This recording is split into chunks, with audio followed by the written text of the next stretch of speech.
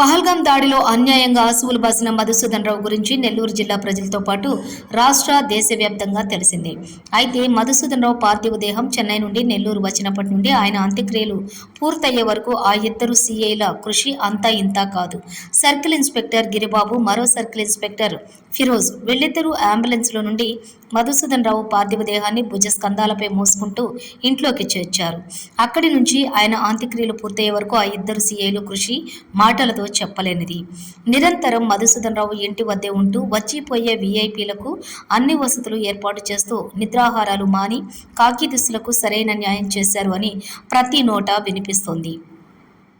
DSP Sridhar ఆధ్వర్యంలో తన వంతు పాత్ర పోషించి దేశభక్తిని చాటుకున్నారు. అయితే ముఖ్యంగా సీఐలు గిరిబాబు, ఫిరోజ్ మాత్రం మధుసూదన్ రావును తమ కుటుంబంలో మనిషిలాగా భావించి పూర్తి స్థాయిలో అంత్యక్రియలు అయ్యేంత వరకు అన్ని ఏర్పాట్లలో మునిగిపోవటం ప్రతి ఒక్కరిని కలిచివేసింది.